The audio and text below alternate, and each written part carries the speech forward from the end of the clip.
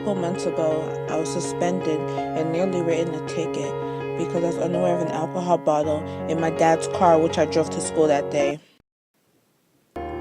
During these 4 days, I was sent to a disciplinary alternative education program center, and I know my punishment wasn't so bad, but if you were in my shoes, you would understand why I couldn't last a day.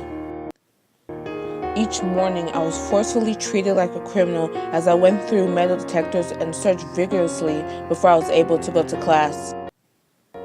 And is this really an education center? If everything you're being taught, you're teaching yourself? How are you to teach yourself something you know nothing about? Yes, I know this was a minor punishment, but my grades were still affected, and it put a lot of tension on me as I stayed up all night attempting to prepare for finals. Take the KDISD, for example.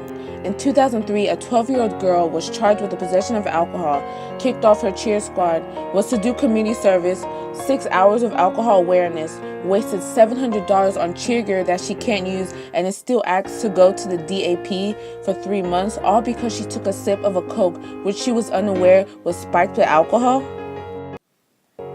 Now just imagine the amount of stress they're putting on this innocent little girl.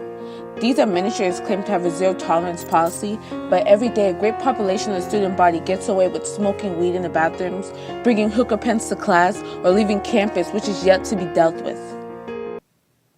And what message are you leaving for the innocent? That all our hard work over the years never really mattered? Also, punishing innocent students can affect future plans for that student.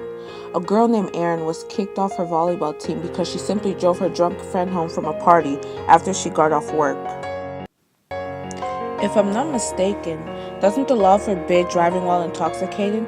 Erin might have saved a lot of lives that night for not allowing her drunk friend to get home on her own. 31% of deaths in America involve drinking while intoxicated.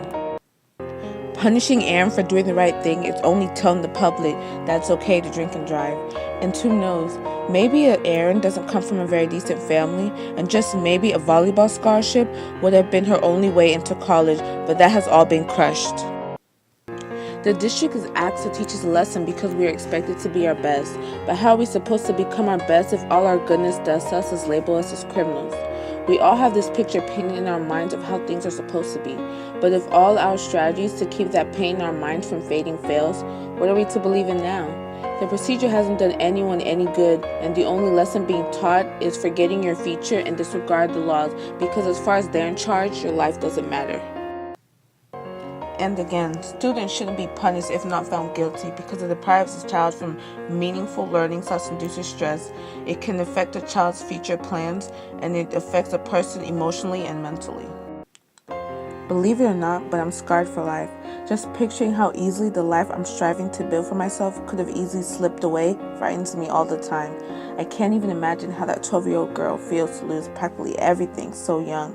And Erin, just to be told she can't do what she loves anymore for doing what was right. This game of life is so dirty, and will continue to be that way if we allow risky situations to accumulate until they're no longer correctable.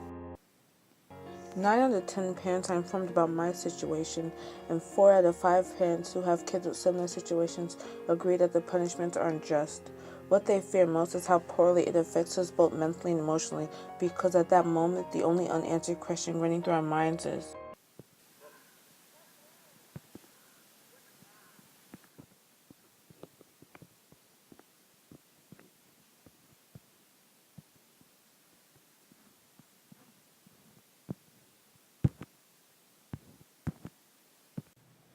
how are we to learn to be the leaders of tomorrow if every day we deal with this cold, uncaring, unyielding, and unjust bureaucracy that makes up a school system?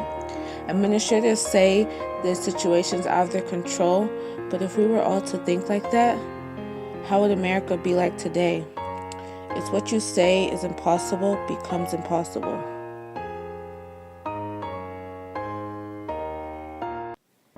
In conclusion, society is no longer ready to tolerate the cruelty portrayed toward the innocent.